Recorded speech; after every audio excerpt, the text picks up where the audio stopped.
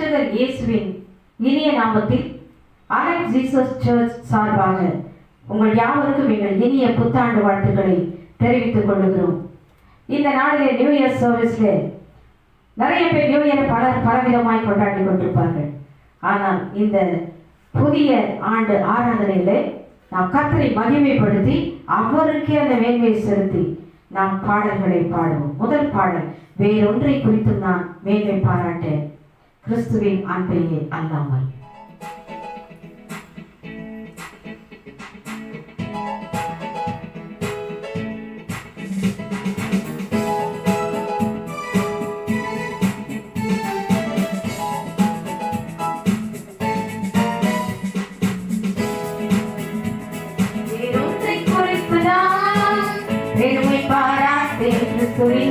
அன்பையே அல்லாமல் வேறொன்றை குறித்து நான் மேன்மை பாராட்டேன், அவரின் கிருபை அல்லாமல் வேறொன்றை குறித்து நான் மேன்மை பாராட்டேன், கிறிஸ்துவின் அன்பையே அல்லாமல் வேறொன்றை குறித்து நான் மேன்மை பாராட்டேன், அவரின் கிருபை அல்லாமல் என்னை தாண்டி என்னை நடத்தி என்னை சுமந்து இருவரை பார்த்து வேறொன்றை குறித்து நான் பெருமை பாராட்டேன், அன்பையே அல்லாமல் வேறொன்றை குறித்து நான் என்னை பாராட்டேன், அவரின் கிருபை அல்லாமல்.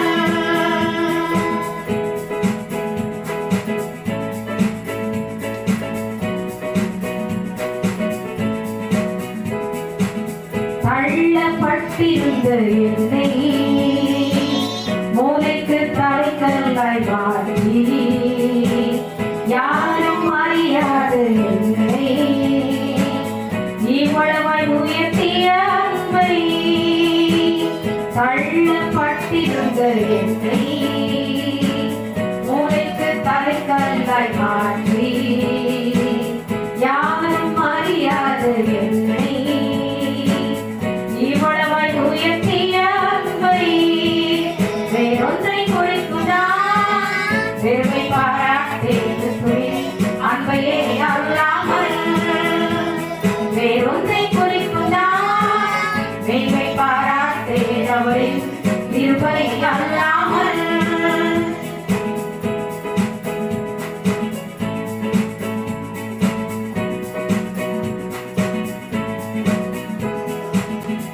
உன்னல் மறைவில் வைத்து தீங்குகள் நேராமல் காத்து பெருத்தின் மேல் பெறல் அடைந்து உயர எழும்பிட செய்தி, உன்னல் மறைவில் வைத்து தீங்குகள் நேராமல் காத்து பெருத்தின் மேல் பெறல் அடைந்து உயர எழும்பிட செய்தி, வேறொன்றை குறித்து நான் பெருமை பாராட்டேன், கிறிஸ்துவின் அன்பையே அல்லாமல் வேறொன்றை குறித்து நான் மேன்மை பாராட்டேன், அவரின் கிருபை அல்லாமல் வேறொன்றை குறித்து நான் பெருமை பாராட்டேன், கிறிஸ்துவின் அன்பையே அல்லாமல்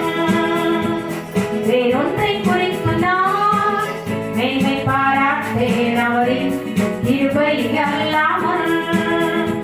என்னை தாண்டி என்னை நடத்தி என்னை சுமந்து இருவரை பார்த்து வேறொன்றை குறித்து நான் பெருமை பாராட்டேன், கிறிஸ்துவின் அன்பையே அல்லாமல் வேறொன்றை குறித்து நான் மேன்மை பாராட்டேன், அவரின் கிருபை அல்லாமல்.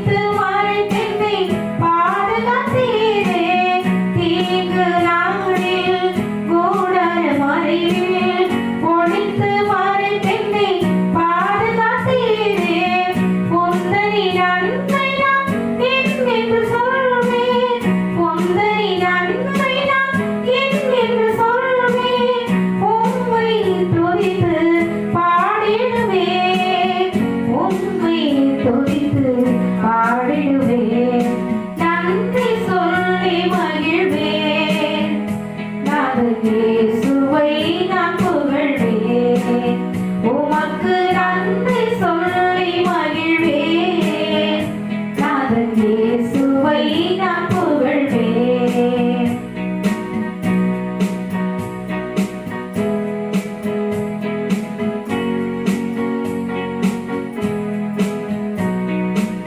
வழியும் நீரே, ஒளியும் நீரே, சத்தியமும் ஜீவனும் தேவனும் நீரே. வழியும் நீரே, ஒளியும் நீரே, சத்தியமும் ஜீவனும் தேவனும் நீரே. கர்த்தரே உன் புகழை என்னென்று சொல்வேன், கர்த்தரே உன் புகழை என்னென்று சொல்வேன், உமக்காக என்றும் வாழ்த்திடுவேன், உமக்காக என்றும் வாழ்த்திடுவேன், நன்றி சொல்லி மகிழ்வேன், நாதன் இயேசுவை நான் புகழ்வேன், உமக்கு நன்றி சொல்லி மகிழ்வேன், நாதன் இயேசுவை நான் புகழ்வேன். என்னை மீட்டீர், என்னை காத்தீர், என்னை சுமந்தீர் இருவரையில், நான் நன்றி சொல்லி மகிழ்வேன், நாதன் இயேசுவை நான் புகழ்வேன், உமக்கு நன்றி சொல்லி மகிழ்வேன், நாதன் இயேசுவை நான் புகழ்வேன், நாதன் இயேசுவை நான் புகழ்வேன், நாதன் இயேசுவை நான் புகழ்வேன்.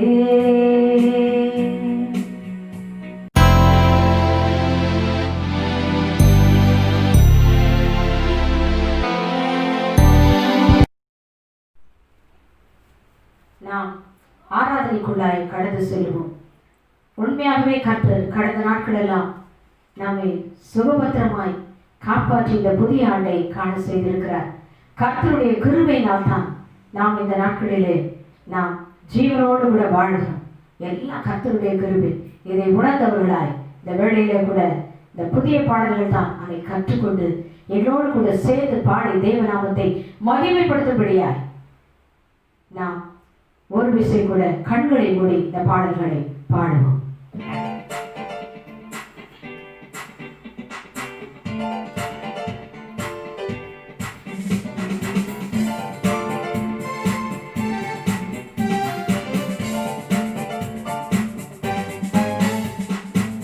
புத்தாண்டுக்கான கிருபை தந்தீர், எத்தனையும் நேராமல் என்னை காத்தீர். புத்தாண்டுக்கான கிருபை தந்தீர், எத்தனையும் நேராமல்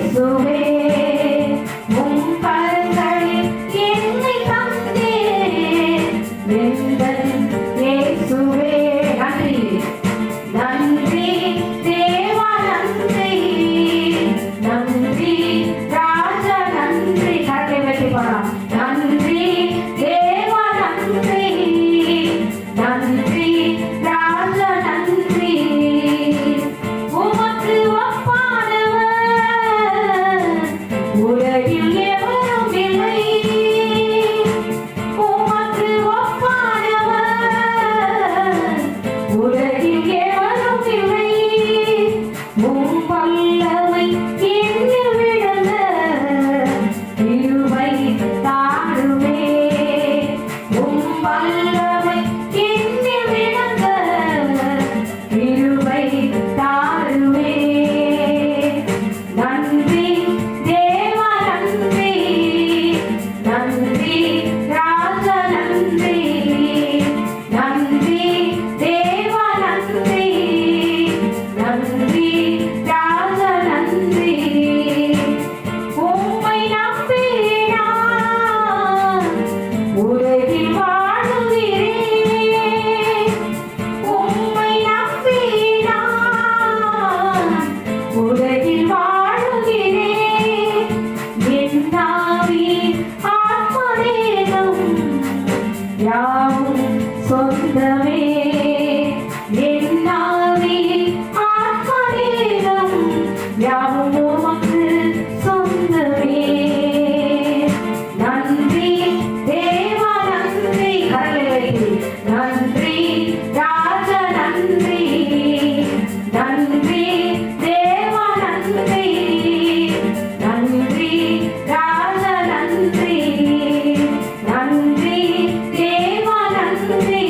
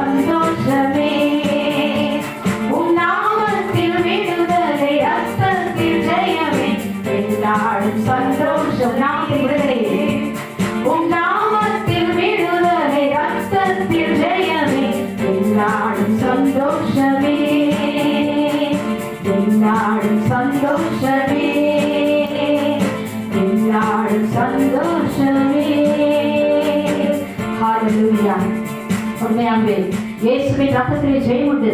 இயேசுவின் நாமத்திலே விடுதலை உண்டு. ஹல்லேலூயா. கர்த்தருக்குள்ளாய் நாம் வாழ்ந்திருந்தால் நம் வாழ்க்கை சந்தோஷம் தான். எப்படிப்பட்ட பாடுகள் உலகத்திலே சூழ்ந்திருந்தால் எல்லாருக்கும் ஒரு பயம் இருக்கும். இந்த வருடம் எப்படி இருக்குமோ, இது எல்லா ஜனங்களுக்குள்ள மனதில் இருக்கிற ஒரு பயம், இந்த வருஷம் எப்படி இருக்குமோ.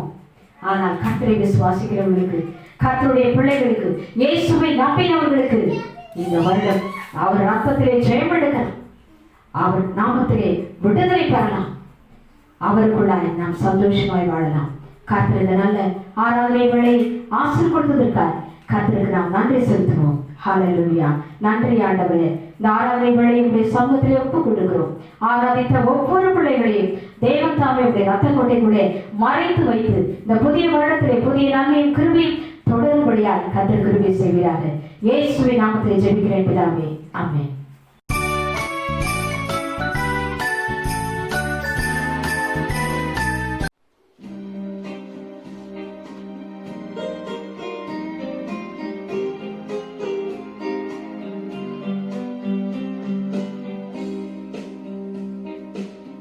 நீரை கடந்திடும் போதும் நான் உன்னோடு இருப்பேன் என்றாரே. தண்ணீரை கடந்திடும் போதும் நான் உன்னோடு இருப்பேன் என்றாரே. ஆறுகளை கடந்திடும் போதும் அவைகள் முன்னே புரளுவதில்லை.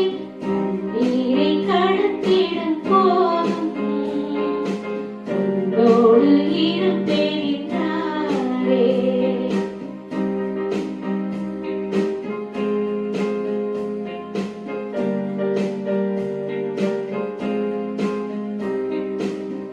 அக்கினியில் நீ நடக்கும் போது அக்கினி சுவாலை உன்னை பற்றாது. போது அக்கினி சுவாலை உன்னை பற்றாது. அக்கினி சூளையில் உன்னை தள்ளினாலும் வேகாதிருப்பாய் என்றாரே. அக்கினி சூளையில் உன்னை தள்ளினாலும் வேகாதிருப்பாய் என்றாரே. வேகாதிருப்பாய் என்றாரே. தண்ணீரை கடந்திடும் போதும் உன்னோடு இருப்பேன் என்றாரே. ஆறுகளை கடந்திடும் போதும் அவைகள் முன்னே புரளுவதில்லை. தண்ணீரை கடந்திடும் போதும் உன்னோடு இருப்பேன் என்றாரே.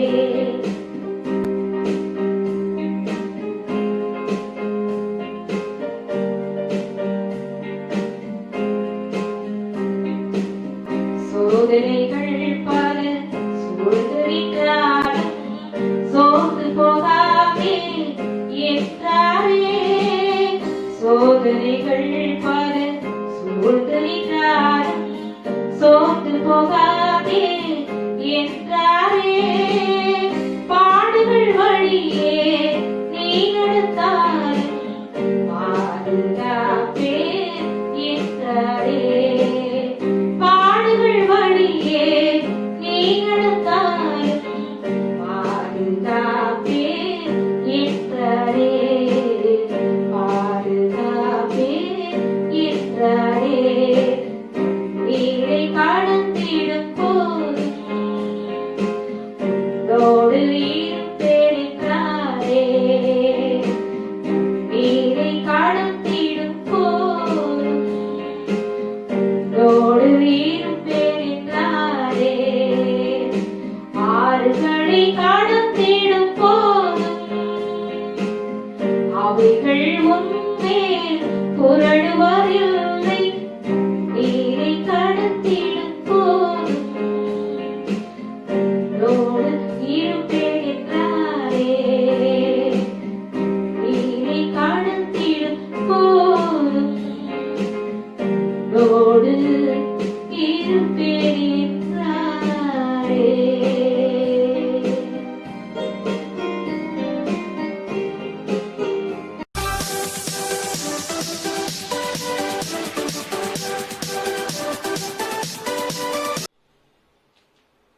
இயேசு கிறிஸ்துவின் இனிய நாமத்தில் உங்கள் யாவருக்கும் இந்த புத்தாண்டின் 2021 ஆண்டின் இனிய நல்வாழ்த்துக்களை உங்களுக்கு கூறிக்கொள்கிறேன். இந்த நாளிலும் கூட ஒரு சந்தோஷமான நாள். இது கர்த்தர் உண்டு பண்ணின நாள். இதனை களி கூர்ந்து மகிழ கடவும். கடந்த வாரத்தில் நாம் ஒரு செய்தியை கேட்டோம், தியானித்தோம், கர்த்தருடைய வார்த்தையை. அது இம்மானுவேல், கர்த்தர் தேவன் நம்மோடு இருக்கிறார் என்ற ஒரு செய்தியை குறித்து நாம் தியானித்தோம். அதை தொடர்ந்து அதை சார்ந்த ஒரு செய்தியை தான் இப்பொழுதும் நாம் தியானிக்க போகிறோம். உண்மையாகவே இது கர்த்தருடைய பிள்ளைகளுக்கு இந்த நாட்களிலே மிகவும் பிரயோஜனமான ஒரு செய்தியாய் இருக்கும் என்று நான் கர்த்தருக்குள்ளே விசுவாசிக்கிறேன். விசேஷமாய் இந்த நாட்களிலே வருகிற கொள்ளை நோய்கள், மோசமான ஒரு சூழ்நிலை, பயந்து கொண்டிருக்கிற காரியங்கள், என்ன வைரஸ் வருமோ, எந்த நேரத்துல யாருக்கு என்ன சம்பவிக்குமோ என்று ஜனங்கள் தத்தளித்துக் கொண்டிருக்கிற இந்த நாட்களிலே வெளியே வந்து உலாவதுக்கே ஒரு பயம், எங்க போனாலும் ஒரு பயம், வீட்டில் இருப்பவர்களுக்கும் பயம், எந்த பொருளை வாங்கினாலும் பயம். இப்படி பிசாசு பயத்தினாலே ஜனங்களை எல்லாரையும் அப்படியே பயத்துல ஆழ்த்தி வைத்திருக்கிறார். அப்படிப்பட்ட நாட்களிலே கர்த்தருடைய வார்த்தையானது நம்மை திடப்படுத்துகிறதாய், நம்மை பலப்படுத்துகிறதாய், உண்மையாகவே அது ஜீவனுள்ள வார்த்தையாய், வல்லமையுள்ள வார்த்தையாய் அது நம் மத்தியிலே கிரியை செய்து கொண்டிருக்கிறது. அதுதான் நம்முடைய ஆத்மாவிலே பலம் கொடுக்கிறதா இருக்கிறது. உண்மையாகவே இந்த நாளிலே கர்த்தருடைய வார்த்தைக்காய் நான் தெரிந்து கொண்ட வசனம் ஏசாயா 43 அதிகாரம். அதனை பார்க்கும் பொழுது 2ஆம் வசனம், நீ தண்ணீர்களை கடக்கும் பொழுது நான் உன்னோடு இருப்பேன், நீ ஆறுகளை கடக்கும் பொழுது அவைகள் உன்மேல் புரளுவதில்லை, நீ அக்கினியில் நடக்கும் பொழுது வேகாதிருப்பாய், அக்கினி ஜுவாலை உன் பேரிலே பற்றாது என்று வேதத்திலே வாசிக்கிறோம். தண்ணீரை கடக்கும் பொழுது நான் உன்னோடு இருப்பேன். தேவன் நம்மோடு இருந்தால் எத்தனை நன்மைகள் என்பதை தியானித்தோம். இன்றைக்கு வசனம் சொல்லுகிறது, தண்ணீர்களை கடக்கும் பொழுது நான் உன்னோடு இருப்பேன், அவைகள் உன் மீது புரளுவது இல்லை. அக்கினியிலே நீ நடந்தாலும் நீ வேக மாட்ட, அக்கினி ஜுவாலை உன் பேரிலே பற்றாது என்று கர்த்தருடைய வார்த்தை திட்டமும் தெளிவுமாய் கூறுகிறது. நம்மை சுற்றி எந்த சூழ்நிலை இருந்தாலும் சரி, தேவன் நம்மோடு கூட இருக்கிறார், நம்மை பாதுகாக்கிறார் என்றால் நாம் தைரியமாய் எல்லாவற்றையும் மேற்கொள்ள முடியும் என்று நம்மை பெறப்படுத்துகிற வார்த்தையால் இன்றைக்கு கர்த்தர் நம்மோடு கூட பேசிக் கொண்டிருக்கிறார். ஆனால் இந்த வார்த்தை யாருக்கு பொருந்தும் என்று முதல் வசனத்திலே சொல்லப்படுகிறது. யாக்கோபே, உன்னை சிருஷ்டித்தவரும் இஸ்ரவேலே உன்னை உருவாக்கினவருமாகிய கர்த்தர் சொல்லுகிறதாவது, உன்னை உருவாக்கினவர் அவர்தான், உன்னை சிருஷ்டித்தவர் அவர்தான்.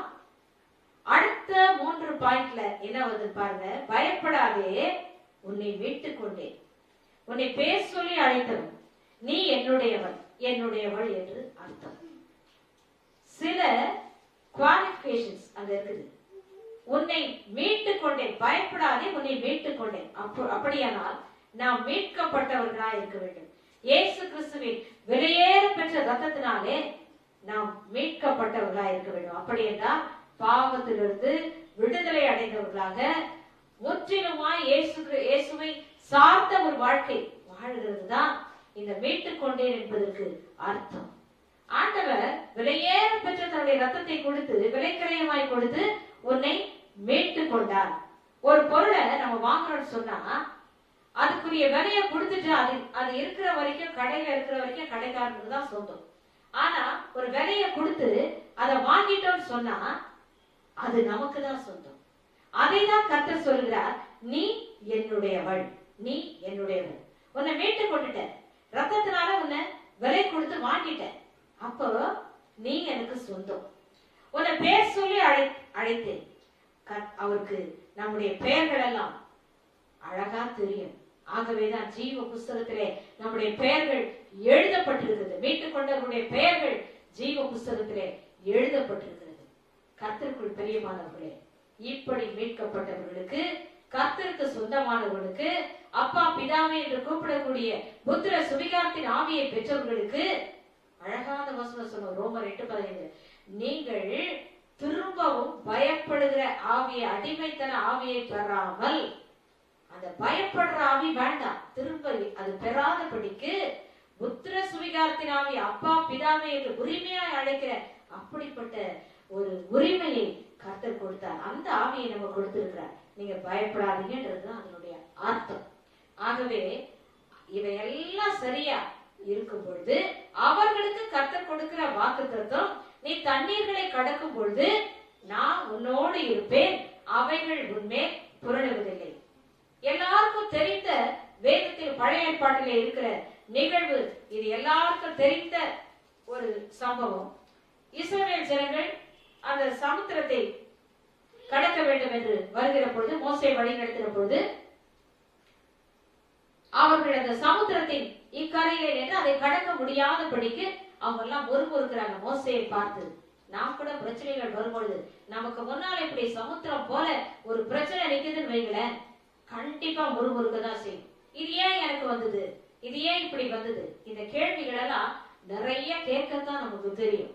அதுக்கு என்ன சொல்யூஷன் இந்த வேதத்துல இருக்குது, என்ன வசனங்கள் இருக்குது என்பதை தேர்ந்தெடுத்து அதை உறுதியாய் பற்றி கொள்வதற்கு அந்த நேரத்திலே நமக்கு மனம் இருக்காது. அந்த நேரத்திலே நம்மால ஜெபிக்க முடியாது. அந்த நேரத்திலே நம்மால வேதத்தை வாசிக்க முடியாது. அதை சார்ந்து வாழ முடியாது. இதுதான் நம்மிடத்தில் இருக்கிற குறை. இப்பொழுது இஸ்ரவேல் ஜனங்கள் சமுத்திரத்தை நிற்கிறார்கள். பாருங்க, அவங்க அந்த எகிப்துல விடுதலை ஆயிட்டாங்க. அங்கிருந்து விடுதலையாகி 430 வருஷம் அந்த எகிப்திலே அவர்கள் அடிமைகளாய் வாழ்ந்துவிட்டு விடுதலை பெற்று எத்தனை வாதைகள், அந்த பார்வோன் எவ்வளவு இருதயத்தை கடினப்படுத்தி எத்தனை நாள் கடினப்படுத்த முடியும். இன்றைக்கு கூட நிறைய பேர் தன்னுடைய இருதயத்தை அப்படியே கடினப்படுத்திட்டு வாழ்ந்து கொண்டிருக்கிறாங்க. அது எத்தனை முறை கடினப்படுத்த முடியும்? ஆண்டவரும் எத்தனையோ சந்தர்ப்பங்களை கொடுக்கிறார். அப்படியே உன்னுடைய இருதயம் கடினப்படுத்தினாலும் ஒரு நாள் வரும். 10 வாதைகள் வந்த பிறகு பார்வோன் அந்த எகிப்திலே அந்த ஜனங்களை, இஸ்ரவேல் ஜனங்களை வழி அனுப்பி விடுகிறார். அப்படித்தான் ஒரு நாள் வரும். ஒரு நாள் வரும் பொழுது இந்த கடினமான இருதயம் சதையான இருதயமாய் மாற்றப்படும். கர்த்தருடைய பிள்ளைகளே, இப்பொழுதும் அவர்கள் கடந்து வரும் பொழுது அவர்களுக்கு என்ன வாக்குத்தத்தம் கர்த்தர் பண்ணி இருக்கிறார்? செழிப்பான பாலும் தேனும் ஓடுகிற கானான் தேசத்தை சுதந்திரித்துக் கொள்ளும்படியார் ஒரு நல்ல ஒரு செழிப்பான ஆசீர்வாதம் வைக்கப்பட்டிருக்கிறது. அங்க இருக்கிற எதிரிகளை எல்லாம் முறியடிப்பேன் என்று கர்த்தர் வாக்கு கொடுத்திருக்கிறார். அப்படியானால் இத கடந்த அந்த செழிப்பான தேசத்தை சுதந்திரிக்க வேண்டுமானால் இந்த சமுத்திரத்தை கடக்கணும், எல்லாவற்றையும் கடந்து போகணும், ஏரியாவை தகர்க்கணும், எல்லாவற்றையும் தகர்த்து தடைகளை உடைத்துதான் அதற்குள்ள நம்ம நுழைய முடியும். ஆகவே இன்றைக்கும் ஆசீர்வாதத்தை சுதந்திரித்துக் கொள்ள வேண்டும் என்று மட்டும் நமக்கு ஆசை இருக்குது. ஒரு புது ஆண்டு வந்துச்சு, புத்தாண்டு தொடங்கிச்சுன்னு சொன்னா, நியூ இயர் வந்த உடனே நமக்கு என்ன ஆண்டவர் ஆசீர்வாதத்தை வச்சிருக்கிறாரு, அந்த வாக்கு தத்தங்கள் சபைகளிலே கொடுப்பாங்க. நமக்கு என்ன அது ஒரு ஆசையா போய் வாங்குவோம். இன்றைக்கு கர்த்தர் என்னை எப்படியோ ஆசீர்வதித்திருக்கிறார், என்ன வார்த்தை எனக்கு கொடுத்திருக்கிறார். இது ஜனங்களுக்குள்ள இருக்கிற ஒரு ஆசீர்வாதத்திலே இருக்கக்கூடிய ஒரு மகிழ்ச்சி. ஆசீர்வாதத்தை சுதந்திரிக்க வேண்டுமானால் பல பாடுகளின் வழியா நீ கடந்து போய்தான் ஆக வேண்டும். சமுத்திரத்தை நீ கடக்கத்தான் வேணும், எல்லா எரிகோவை நீ தகர்க்கத்தான் வேணும்.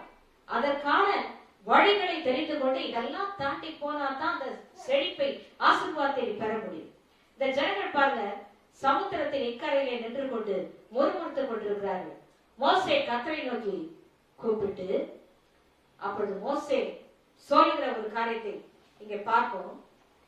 பயப்படாதீர்கள். யாத்திராகமம் 14ஆம் அதிகாரம் 13 18 வசனங்களை பார்க்கும் பொழுது, பயப்படாதீர்கள், நீங்கள் நின்று கொண்டு இன்றைக்கு கர்த்தர் உங்களுக்கு செய்யும் ரட்சிப்பை பாருங்கள். இன்றைக்கு நீங்கள் காண்கிற எகிப்தியனை இனி என்றைக்கும் காண மாட்டீர்கள். கர்த்தர் உங்களுக்காக யுத்தம் பண்ணுவார், நீங்கள் சும்மா இருப்பீர்கள். பயப்படாதீர்கள். முதல் வார்த்தையே பயப்படாதீங்க.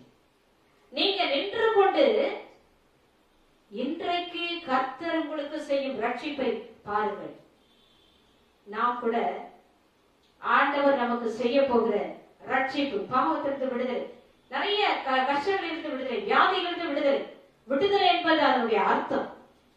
நாம் நின்று கொண்டு அதை பார்ப்போம், அந்த ரட்சிப்பை நாம் பார்ப்போம். இன்று கண்ட எகிப்தியரை இனி காண மாட்டீர்கள். ஒருவேளை இன்றைய வரைக்கும் பாடுகளின் வழியாக தான் இருந்திருப்போம், கஷ்டத்தின் வழியாக தான் இருந்திருப்போம். அதெல்லாவற்றையும் இன்றைக்கு கண்ட எகிப்தியரை விசுவாசிக்கணும், முழுமையா விசுவாசிக்கணும். இனிமே நான் பார்க்க மாட்டேன், அப்படி ஒரு விசுவாசம் இருக்கணும். கர்த்தர் உங்களுக்காக யுத்தம் பண்ணுவார், நீங்கள் சும்மா இருப்பீர்கள். ஆண்டவர் உங்களுக்காக யுத்தம் பண்ணுவார், நீங்க சும்மா இருக்கணும். அப்படி என்று மோசே சொல்லிட்டு அதன் பிறகு கர்த்தரிடத்திலே போய் கேட்கும் பொழுது ஆண்டவர் சொல்கிறார், மோசே இடத்திலே 2 காரியங்களை சொல்கிறார். நீ என்னிடத்தில் முறையிடுகிறது என்ன? புறப்பட்டு போங்கள். என்கிட்ட முறையிடுறது பெருசுங்க, நீ புறப்பட்டு போ. எல்லாவற்றிலும் நாம் ஆண்டவரிடத்துல சில காரியங்களை முறையிடுறோம். ஆண்டவர் தான் நம்ம சும்மா இருக்க சொல்லிட்டாரு, அவங்க யுத்தம் பண்ணு சொல்லிட்டாரு, நம்ம சும்மா தான் இருப்போமே. அதற்காக நாம் ஒரு அடி எடுத்து வைக்கணும். கர்த்தருடைய காரியங்களிலே, ஆவிக்குரிய பிரகாரங்களிலே ஒரு அடி நீங்க எடுத்து வச்சாதான் கர்த்தர் கிரியை செய்ய முடியும். அதற்கான வழிகளிலே நீங்க ஒரு அடி எடுத்து வைக்கணும். புறப்பட்டு போங்கள். நீ முறையிடுகிறது என்ன? எங்காவது முறையிட்டுக்கிட்டே இருக்கிறீங்க. ஆண்டவரிடத்துல ஒரு நாள் விடாத பல கேள்விகள் கேட்போம். நான் எனக்கு கூட அது அனுபவம் உண்டு. ஆண்டவரிடத்துல போராடி ஜெபி சொன்னார் இல்லையா? ஜெபத்திலே போராடி ஜெபிப்பேன். போராடும் பொழுது ஏன் எனக்கு இப்படி நடந்து சில கேள்விகளை நம்ம கேட்கதான் செய்யணும், முறையிடணும். ஆண்டவர் சொல்ற, நான் முறையிடுறது மட்டும் இல்ல, நீ புறப்பட்டு போ. 2வதாய் பார்க்கும் பொழுது ஒரு கோலை ஓங்கி. எந்த கோல்? உடன்படிக்கை பெட்டியிலே இருக்கிற ஆரோனின் கோல். அது எந்த கோல்? கர்த்தருடைய வசனம், ஆண்டவருடைய வார்த்தை. ஒரு கையிலே அந்த அதிகாரம் கொடுக்கப்பட்டிருக்கிறது. அந்த அதிகாரத்தை பயன்படுத்தணும். உங்களுக்கு என்ன அதிகாரம் கொடுக்கப்பட்டிருக்கிறதோ அதை பயன்படுத்தணும். உதாரணத்துக்கு எடுத்துக்கொண்டால், ஒரு தகப்பன் தன் பிள்ளைக்கு சொத்தை எழுதி வச்சாருன்னு வைங்களேன். ஒரு பத்திரத்தை கையில கொடுத்து சொத்தை எழுதி வச்சுட்டு, இந்த மகன் அந்த பத்திரத்தை எடுத்து பயன்படுத்தினாதான் அந்த நிலமோ வீடோ அவனுக்கு சொந்தமா. அதுக்காக ஒண்ணுமே செய்யாத அப்படியே விட்டுட்டு இவன் உட்கார்ந்துட்டு ஒரு வாடகை வீட்டிலே உட்கார்ந்து இருந்தான்னா அது சொந்தமாவதில்லை. அப்படித்தான் ஆண்டவர் கொடுக்கிற காரியங்களை, உங்ககிட்ட வாக்குத்தத்தங்களை கொடுத்திருக்கிறார், அதிகாரத்தை கொடுத்திருக்கிறார், அதை நீ பயன்படுத்தணும். அந்தந்த சமயங்களிலே ஒவ்வொன்றிற்கும் வாக்குத்தத்தம் உண்டு. வியாதிக்கு ஒரு வாக்குத்தத்தம் இருக்குது, வறுமைக்கு ஒரு வாக்குத்தத்தம் இருக்குது, கடனுக்கு ஒரு வாக்குத்தத்தம் இருக்குது. எல்லாவற்றுக்கும் எதிரிகளை முறியடிக்க ஒரு வாக்குத்தத்தம் உண்டு. கொள்ளை நோய்களை ஜமானிக்க கூட, அதுக்கு கூட விடுதலை பெற ஒரு வாக்குத்தத்தம் இருக்குது. பாருங்க, ஒரு கோலை ஓங்கி, அந்த கோலை எடுத்து ஓங்கி சமுத்திரத்தின் மேல் நீட்டி. சமுத்திரத்துல ஓங்கி அடின்னு கூட சொல்லல, சமுத்திரத்தின் மேல் நீட்டி. அப்போ அது எப்படிப்பட்ட வல்லமை உள்ள ஒரு வார்த்தையா இருக்கும். கர்த்தருடைய வல்லமை. அந்த கோல் என்பது கர்த்தருடைய வார்த்தையை குறிக்கிறது, கர்த்தருடைய வசனத்தை குறிக்கிறது, அதுல இருக்கிற வல்லமையை குறிக்கிறது. எபிரேயர் 4:12 வாசிக்கும் பொழுது, தேவனுடைய வார்த்தையானது ஜீவனும் வல்லமையும் உள்ளதாயும் இருபுறம் கருக்குள்ள எந்த பட்டயத்திலும் கருக்குள்ளதாயும் ஆத்மாவையும் ஆவியையும் கணுக்களையும் ஊனையும் பிரிக்கத்தக்க உருவ குத்துகிறதாயும் இருதயத்தின் நினைவுகளையும் யோசனைகளையும் வகையறுக்கிறதாயும் இருக்கிறது. அது எப்படிப்பட்ட வல்லமை படைத்த ஒரு வசனம்.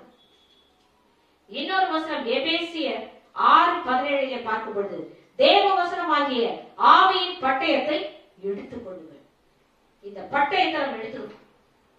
இந்த வசனத்தை எடுத்து நமக்கு முன்னாலே இருக்கிற பிரச்சனையை நோக்கி அதிகாரத்தோட இயேசுவின் நாமத்தினாலே, நீ என்னை தொடுவதற்கு உனக்கு அதிகாரம், நீ புறப்பட்டு போ, இதுக்கு மேல உனக்கு எனக்கு சம்பந்தம் இல்லைன்னு சொல்லி அதிகாரத்தோட இயேசுவின் நாமத்தினாலே இன்றைக்கு நான் விடுதலையாக சொல்லி பாருங்களேன். நீ என்னை தொட முடியாது, உங்க அதிகாரத்தை பயன்படுத்தி பாருங்க. இங்க வசனத்திலே பார்க்கும் பொழுது யாத்திராகமம் 14:21 மோசே தன் கையை சமுத்திரத்தின் மேல் நீட்டினான். அப்பொழுது கர்த்தர் ரா முழுதும் பலத்த கீழ்காற்றினால் சமுத்திரம் ஒதுங்கும்படி செய்து அதை வறண்டு போக பண்ணினார். ஜலம் பிளந்து பிரிந்து போயிற்று. அதை பிளக்கணும்னு சொன்னா, உன்னுடைய பிரச்சனையை பிளக்கணும்னு சொன்னா அந்த வசனத்தை வைத்து ஜெபி. அந்த பிரச்சனையின் மேல ஒரு பேப்பர்ல அந்த பிரச்சனையெல்லாம் எழுதிருங்க. எழுதி பைபிள்ல வச்சு அதன் மேல கை வைத்து ஜெபிங்க. அப்பொழுது அது பிளக்கும். பிளந்து அவர்களுக்கு வழிவிட்டது. அதற்கு பிறகு வந்த பார்வோனின் சேனையும் கவிழ்ந்து போயிடுச்சு. எதிரிகளையும் முறியடித்து இவங்களும் வெட்டாங்கரை வழியாய் அழகா கடந்து போனாங்க. இத்தனை அற்புதங்களை பார்த்து கூட இன்றைக்கும் நாம் கூட பல அற்புதங்களை பார்க்கிறோம். ஆனா விசுவாசிக்காமல் இருக்கிறோம். தண்ணீர்களை கடக்கும் பொழுது நான் உன்னோடு இருப்பேன், அவைகள் மேல் புரளுவதில்லை. எனக்கு ஒரு சம்பவம் நினைவு வருகிறது. 2015 ஒரு வெள்ளம் வந்த பொழுது நானும் என்னுடைய பெரிய மருமகனும் 2 பேரும் நியூஸ் பார்த்து கொண்டிருக்கும் பொழுது அதுல ராமபுரம் பகுதியிலே ஜனங்கள் சாப்பாடு இல்லாம தவிக்கிறதை மேல இருந்துட்டு அவங்க கூக்குரல் இட்டு அழுகிறத பார்த்தோம். உடனே மனசு ரொம்ப கஷ்டமாயிடுச்சு. சாப்பாடெல்லாம் செய்து எடுத்துட்டு எல்லாவற்றையும் ஒரு பெரிய பிக்ஷாப்பரை வச்சுட்டு அப்படியே ஒரு பயம் இருந்தது. வழியெல்லாம் வெள்ளம், எப்படி கடந்து போவோம். இருந்தாலும் நம்ம நல்ல காரியத்துக்கு தானே போறோம், அதனால கர்த்தர் நம்மை பாதுகாப்பார் இந்த தைரியத்தோடு கூட ஒரு பைக்ல போறோம். இருக்கிற வெள்ளத்தெல்லாம் தாண்டி போயாச்சு. ஆனா போற பக்கம் கிட்ட போகும்போது ஏரிய திறந்து விட்டாங்க. ஏரிய திறந்ததும் வெள்ளம் வருது பாருங்க. அப்பதான் எனக்கு ஒரு வார்த்தை ஞாபகம் வருதா, வெள்ளம் போர் சத்துரு வரும்பொழுது ஆவியானவர் கொடியேற்றுவார். அப்படி புறப்பட்டு வருது. அந்த வருகிற வேகம் ஒழுங்கத்தான் வேணும். ஆனா ஒரு ஸ்பீட் எடுத்து என் மருமக அதை தாண்டி கொண்டு போறேன். இருக்காத வேக வேற கையில வச்சுக்கிட்டு இருக்க பிடிச்சிங்க. போகும்போது போயிட்டேன். வரும்பொழுது எப்படி தாண்டி வருதுன்னு பயந்தோம். எல்லாருக்கும் கொடுத்தாச்சு சாப்பாடு, போன வேலை முடிஞ்சிருச்சு. திரும்பி வரும்போது பார்த்தா அந்த தண்ணி சமமா பரவிச்சு. அதனால எங்களுக்கு வருவதற்கு கொஞ்சம் அவ்வளவு கஷ்டம் இல்லை. பாருங்க, அவைகள் முன்னே புரளுவதில்லை. கர்த்தருக்காக நிற்கும் பொழுது நன்மையான காரியங்களை நீ செய்யும் பொழுது அது உன் மேல வராது. உண்மையிலேயே அந்த அற்புதமான சம்பவம் அது ஒரு பெரிய சாட்சி தான். அன்னைக்கு மூழ்கி போயிருந்தா 2 பேருமே அந்த பைக்ல 2 பேருமே போயிருக்கும். ஆனா கர்த்தர் அற்புதம் செய்தார். எல்லாரும் பயந்துகிட்டு இருந்தாங்க. ஆண்டவர் அற்புதம் செய்தார். ஆகவே தண்ணீரை கடக்கும் பொழுது அவைகள் நீ உன்னோடு இருப்பார். நீ பயப்பட வேண்டாம், எந்த பயமும் வேண்டாம். அடுத்ததாய் பார்க்கும் பொழுது அக்கினியில் நடக்கும் பொழுது அக்கினி ஜுவாலை உன்னை பற்றாது, அதிலே நீ வேகாதிருப்பாய் என்று வசனம் சொல்கிறது. இது எல்லாருக்கும் உடனடியா நினைவு வருகிற வேதத்தின் பகுதி தானியேலின் புஸ்தகம். யூதாவின் ராஜாவாகிய யோயாக்கீம் அரசாண்ட 3ஆம் வருஷத்திலே பாபிலோனை ஆண்ட நேபுகாத்நேச்சார் எருசலேமை முற்றுகையிட வந்த பொழுது யோயாக்கீமையும் இஸ்ரவேல் ஜனங்களையும் சிறைப்பிடித்துக் கொண்டு போகும் பொழுது அந்த இடத்திலே இஸ்ரவேல் ஜனங்களை அவர்களில் வாலிபர்களை சிலரை தெரிந்து கொள்ள வேண்டும் என்று தம்முடைய தலைவர்களுக்கு அதிகாரிகளுக்கு கட்டளையிட்டார். அப்படிப்பட்ட ஜனங்களை வாலிபர்களை தேர்ந்தெடுக்க வேண்டும். அப்படித்தான் தானியேல், அனனியா, அசரியா, மிஷாவேல் என்ற 4 வாலிபர்கள் கொண்டு போகப்பட்டார்கள். இந்த 4 வாலிபர்களும் அதெல்லாம் உங்களுக்கு தெரியும். அவர்கள் எல்லாம் அந்த அதிகாரியிடத்திலே ஒப்புவிக்கப்பட்டு ராஜாவினுடைய கட்டளைப்படி 3 வருஷத்துக்கு அவங்களுக்கு நல்ல ஆகாரம் கொடுக்கணும். ராஜாவின் ஆகாரத்திலே ஒரு பங்கை அவர்களுக்கு கொடுத்துடணும். அவங்க நல்லா சாப்பிட்டு 3 வருடத்தின் கடைசியிலே ராஜ சமூகத்திலே அவர்கள் கொண்டு வந்து நிறுத்தப்பட வேண்டும். அவர்களுக்கு கல்தேயரின் பாஷையை கற்றுக் கொடுக்க வேண்டும் என்றெல்லாம் கட்டளை இருந்தது. அப்படி பார்க்கும் பொழுது தானியேல் இந்த மேல்ஷார் என்ற பிரதானியிடம் சொல்லுகிறார், எங்களுக்கு இந்த ராஜாவினுடைய மதுபானமோ இந்த போஜனமோ எங்களுக்கு வேண்டாம். அதனால எங்களை திட்டுப்படுத்துறது நாங்க விரும்பல. ஆகவே நாங்கள் பருப்பு இந்த காய்கறிகள் எல்லாம் எங்களுக்கு அது கொடுத்தா போதும், நீங்க வேணா டெஸ்ட் பண்ணி பாருங்க. அப்போ அந்த பிரதானி பயப்படுறார். ஐயோ ராஜா பார்த்து நீங்கெல்லாம் பலவீனம் ஆயிட்டீங்களா எப்படின்னு ராஜா நினைப்பாரு. இல்ல பயப்படாதீங்க, 10 நாள்ல எங்களை சோதித்து பாருங்க, நாங்க எப்படி இருக்கிறோம், பலசாலிகளா இருக்கிறோம். அதே விதமாய் 10 நாட்கள் கடந்த பிறகு பார்த்தா அவங்க நல்ல பலசாலிகளா இருந்தா, மற்றவர்களை காட்டிலும் அவர்கள் முகம் களையுள்ளதா இருந்தது, பலசாலிகளா இருந்தார். அப்பொழுது அந்த பிரதானி அவர்களுக்கு இந்த வெஜிடேரியன் ஃபுட்டே கொடுத்தார். நல்லா இவர்கள் கொஞ்ச நாள் அப்படியே இருக்கும் பொழுது திடீரென்று இந்த நேபுகாத்நேச்சார் ஒரு சிலை ஒன்றை 60 முழ உயரத்துல 6 முழ அகலத்துல ஒரு பெரிய பொச்சலையை செய்து இந்த தலைவர்கள் எல்லாம் சேர்த்து டிசிஷன் எடுக்கிறாங்க. அதை வணங்கணும், ஜனங்கள் எல்லாரும் அதை போய் வணங்கணும். அப்படி வணங்காதவர்கள் அக்கினி சூளையில போடப்படும். இந்த கட்டளை பிறந்ததும் எல்லாரும் வணங்குறாங்க. ஆனா இந்த 4 பேரும் வணங்கு. இவர்களுக்கு தான் அனனியாவுக்கு பெயர், அவங்க பேரை மாத்துறாங்க. தானியேலுக்கு பெல்தஷாத்சார், அனனியா சாத்ராக், மிஷாவேல் மேஷாக், அசரியாவுக்கு ஆபேத்நேகோ. இந்த சாத்ராக் மேஷாக் ஆபேத்நேகோவை எடுத்து இவங்க வணங்காததுனால வணங்க மாட்டேன்னு சொல்றாங்க. நீங்க வணங்கலன்னா அக்கினி சூளையில போடப்படுவீங்கப்பா சொல்ற. இல்ல, எங்களை தப்புவிக்க நாங்கள் ஆராதிக்கிற தேவன் வல்லமை உள்ளவராய் இருக்கிறார், தைரியமா எங்களை போடுங்க. அப்படி அவர் விடுவிக்காம போனவங்க பரவாயில்ல, நாங்க இந்த விக்கிரகத்தை வணங்க மாட்டோம்னு சொல்றாங்க. சிலையை நாங்க வணங்க மாட்டோம். எவ்வளவு கர்த்தருக்கு பயப்படுகிற பயம்! இன்றைக்கு கர்த்தருக்கு பயப்படுகிற பயம் இந்த உலகத்துல கிடையாது. பாவத்துல அடிமையா இருக்கிறாங்கன்னா ஆண்டவரிடத்துல பயமே கிடையாது. உருவாக்கின தேவனுக்கு பயப்படாததுனால்தான் பலவிதமான வேதனைகளை நாம் அனுபவிக்க வேண்டியதா இருக்கிறது. உருவாக்கினவருக்கு பயம் கிடையாது, கர்த்தருக்கு பயப்படுகிற பயம் கிடையாது. என்ன அழகா அவங்க அக்கினி சூளையில நீ போட்டா பரவாயில்ல, நாங்க கர்த்தருக்கு பிரியமில்லாத காரியத்தை செய்ய மாட்டோம், வேதத்துக்கு விரோதமா நாங்க நடக்க மாட்டோம். இதுதான் கர்த்தருடைய பிள்ளைகள் செய்கிற ஒரு காரியம். கடைசியில் இவங்க வணங்கலன்னு சொன்னதும் 7 மடங்கு ராஜாவுக்கு ரொம்ப கோபம் வந்துச்சு. 7 மடங்கு அந்த நெருப்பை சூடாக்கி இவங்களை கொண்டு போய் போடுறாங்க. இவங்களுக்கு அந்த சால்வையை கொடுத்து வஸ்திரங்களை கொடுத்து எல்லா பாகையெல்லாம் கட்டி கொண்டு போய் அது உள்ள போட்டாங்க. ஆனா இந்த நெருப்பு 7 மடங்கு நெருப்பு சூளையில போட்டவன் செஞ்சுட்டான். உள்ள போய் போட போனவெல்லாம் அக்கினியில சுட்டெரிக்கப்பட்டான். ஆனா உள்ள ராஜா எழுச்சி பாக்குறாரு. கொஞ்ச நேரம் பொறுத்து பார்த்தா அந்த 3 பேர் இல்ல, போட்டது 3 பேரு. ஆனா 4வதாய் ஒரு நபர் உலாவுகிறதை அவருடைய கண்கள் கண்டது. ஹல்லேலூயா! உண்மையாகவே அது தேவன் அவர்களோடு கூட உலாவினார், அவர்களோடு கூட உலாவினார். உடனே ராஜா பார்த்தார், இவங்க ஆராதிக்கிற தேவன் உண்மையுள்ளவர், அவங்க வெளியில எடுப்பார். கடைசியில் வெளியில கொண்டு வந்தா அவங்க மேல அந்த அக்கினியினுடைய நெருப்பு வாசனை கூட இல்லை. இன்னைக்கெல்லாம் எதனா எரியும் போது கிட்ட போயிட்டா அப்படி ஒரு வாசனை, ஒரு சின்ன ஒரு துணி பட்டினா கூட வீடு முழுசும் அந்த நெருப்பு வாடணும். ஒண்ணுமே இல்லை, அவங்க மேல இல்ல, அவங்க தலைமுடி கருகல. எப்படி ஒரு அற்புதம்! கர்த்தர் கூட இருந்தார்.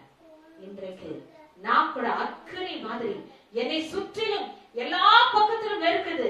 அக்கினி சூளையில இருக்கிற மாதிரி, நெருப்புல போடப்பட்ட புழு மாதிரி நான் துடித்து கொண்டிருக்கிறேனே. வியாதியில துடிக்கலாம், வேதனைகள்ல துடிக்கலாம். போன வருஷம் முழுசும் பாடு, உறவினர்களை இழந்து போயிருக்கிறாங்க. எத்தனை பேர் இந்த கொரோனாவில சொந்த உறவுகளை இழந்து அவங்களால தூங்க முடியல, புழு போல துடித்துக் கொண்டிருக்கிறார்கள். சொந்தங்களை இழந்து எத்தனை குடும்பம் யாருக்கோ நடக்குதுன்னு சொல்லி என்னைக்கும் வெளிநாடுகள்ல இப்படிதான் நடந்து கொண்டிருக்குது. எப்படி பயங்கரமான சூழ்நிலையில இருக்கிறாங்க. ஆனா அவர்களுக்காக நாம் ஜெபிக்கணும். எங்கேயோ நடக்குது, நமக்கு இல்ல நினைக்க கூடாது. எல்லாருக்கும் அந்த நாட்கள் வரும். இது கடைசி காலம். ஆகவே கர்த்தருடைய பிள்ளைகளே, நாம் தான் ஜெபிக்கிற மக்களாய் எழும்ப வேண்டும். அக்கினியிலே நீ நடந்தாலும் அது உன்னை பற்றாது, நீ வேகாது இருப்பாய். ஆகவே ஒருவேளை இந்த உலகத்தின் சூழ்நிலைகள் நம்மை வேதனையாற்றி கொண்டிருக்கலாம். ஆனா கர்த்தருடைய வார்த்தையை நாம் சார்ந்து ஜீவிக்கும் பொழுது, உண்மையாகவே அவருடைய வார்த்தையை சொல்லி ஜீவிக்கும் பொழுது நம்மை தேற்றுகிற தேவனாய் இருக்கிறார். அந்த அக்கினி ஜுவாலை நம்மை பற்றாது. நாம் எழுப்பி அது பிரகாசிக்கிற பிள்ளைகளாய் கர்த்தர் நம்மை மாற்றுவார். உண்மையாகவே இந்த வார்த்தைகள் இன்றைக்கு நமக்கு பலன் உள்ளதாய், நம் ஆத்மாவுக்கு திடர் உள்ளதாய், கர்த்தருடைய வார்த்தை பலப்படுத்துகிறதா இருந்திருக்கும் என்று கர்த்தருக்குள்ளே நான் விசுவாசிக்கிறேன். பழைய வருடத்திலே கடந்து போயிட்டோம். எத்தனையோ பாவங்களை விட முடியாமல் இருந்திருப்போம். ஆனா புதிய வருடத்துக்குள்ளே கால் எடுத்து வச்சிருக்கிறோம். இந்த புதிய வருடத்துக்குள்ள வரும்பொழுது நம்முடைய எண்ணமெல்லாம் நாம் புது சிருஷ்டியா மாறணும், புது சிருஷ்டியா இருக்கணும். எல்லாம் பழசெல்லாம் மறந்துட்டு புது சிருஷ்டியா, புதிய ஒரு கர்த்தருடைய வருகை நெருங்கி இருக்குது.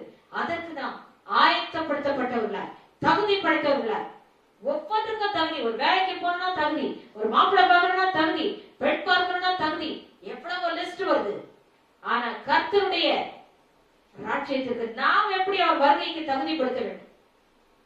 அவருடைய ராஜ்யத்தில் நாம் இருக்கிறோம் சொன்னா நாம் எப்படி தகுதிப்பட்டவர்களா இருக்கணும்? இந்த உலகத்தில் இருக்கும்போது அதுக்கு என்ன செய்யணும்? அப்படிப்பட்ட கிரியைகளிலே நாம் இருக்கிறவர்களாய் காணப்பட வேண்டும். வேத வசனத்தை பிடித்துக் கொண்டு அந்த பட்டயத்தை எடுத்துக்கொண்டு நம்முடைய பிரச்சனைகளை விளக்குறவர்களாய் நாம் காணப்பட வேண்டும். உண்மையாகவே கர்த்தர் நம்மோடு இருப்பார். அவர் நான் உன்னோடு இருப்பேன் என்று சொன்ன தேவன் இன்றைக்கு இந்த புதிய வருடத்தில் உங்கள் அனைவரோடு கூட கர்த்தர் இருப்பார். பல நன்மைகளை பெறுவீர்கள். கர்த்தர் உங்களை ஆசீர்வதிப்பாராக. நாம் தலைகளை வணங்கி கண்களை மூடி ஜெபிப்போம். எங்களை நேசிக்கிறீர்கள் அன்பின் பரலோக பிதாவே, ஆசீர்வதிக்கப்பட்ட இந்த புதிய வருடத்திற்காய் உமக்கு நன்றி செலுத்துகிறோம். ஒருவேளை கடந்த வருடத்திலே இருந்த மக்கள் அநேகர் இந்த வருடத்திலே மறைந்து போயிருக்கலாம். கர்த்தாவே, கர்த்தருடைய பிள்ளைகளின் ஆத்துமா பரலோகத்திலே கடைபிடிப்பதற்காய் நன்றி செலுத்துகிறோம். அப்படிப்பட்டவர்களுடைய குடும்பங்களை கர்த்தர் ஆசீர்வதிக்கும்படியாய், அவர்களுக்கு துணையாய் நிற்கும்படியாய் ஜெபிக்கிறேன். இப்பொழுதும் ஆண்டவரே, இந்த புதிய வருடத்திலே இந்த கொள்ளை நோய் பரவும் எப்படியோ இருக்கும் என்று எல்லாரும் சொல்றாங்க. ஆனா கர்த்தருடைய வார்த்தை ஒன்று போதும். நீ ஒரே ஒரு வார்த்தை பேசினால் உமக்கு இயற்கை கீழ்ப்படி எல்லாத்தையும் கீழ்ப்படுத்த உம்மால மட்டும்தான் முடியும். ஒரே ஒரு வார்த்தை அனுப்பி ஆண்டவரே உடைய பிள்ளைகளை சொஸ்தப்படுத்துங்க. அந்த கொள்ளை நோய் இல்லாத படிக்கு மறைந்து போகட்டும். அது எப்படி வந்ததோ அப்படியே கடந்து போடும்படியா ஜெபிக்கிற. இந்த தேசத்துக்கு ஒரு சேமத்தை கொடுப்பீராக. தேச தலைவர்களுக்கு ஞானத்தையும் வளமையும் கொடுப்பீராக. எல்லாரும் உம்மை அறிந்து கொள்ளட்டும். உம்முடைய ரட்சிப்பை நின்று கொண்டு பார்க்கும்படியா கர்த்தர் கிருபை செய்ய. ஆண்டவரே, எங்களுக்காக யுத்தம் பண்ணுகிறவர் நீர் ஒருவர் தான். எங்களுக்காக ஆண்டவரே பரிந்து பேசுகிறவர் நீர் ஒருவர் தான். ஆண்டவரே, உடைய ஜனங்களை விடுதலையாக்கி தேசத்துக்கு நன்மையை கட்டளையிட 2021 வருடம் ஆண்டவரே ஒரு நல்ல ஒரு வருடமா இருக்கட்டும். ஆசீர்வதிக்கப்பட்ட வருடமா இருக்கட்டும். ஆண்டவரே, எல்லா பாடுகளையும் கடந்து போக தேவன் உதவி செய்வீராக. உடைய ஜனங்களை காத்துக்கொள்ளும், வழி நடத்தும். துதி கனம் மகிமை உமக்கே செலுத்துகிறோம். இயேசு கிறிஸ்துவின் வல்லமையுள்ள நாமத்தில் ஜெபம் கேளு ஜீவனுள்ள நல்ல பிதாவே, ஆமென். என் ஆத்துமாவே கர்த்தரை ஸ்தோத்திரி, என் முழுவதுமே அவருடைய பரிசுத்த நாமத்தை ஸ்தோத்திரி. என் ஆத்துமாவே கர்த்தரை ஸ்தோத்திரி, கர்த்தர் செய்த சகல உபகாரங்களை மறவாதே, ஆமென். நம்முடைய கர்த்தராகிய இயேசு கிறிஸ்துவின் கிருபை, பிதாவாகிய தேவனுடைய அன்பு, பரிசுத்த ஆவியானுடைய அந்யோன்ய ஐக்கியமும் ஆசீர்வாதம் வழிநடத்தலும் சமாதானமும் நம் அனைவரோடும் இந்த புதிய வருடத்திலே இன்று மேலும் சதா காலங்களிலும் தங்கி இருப்பதாக. ஆமென், ஆமென்.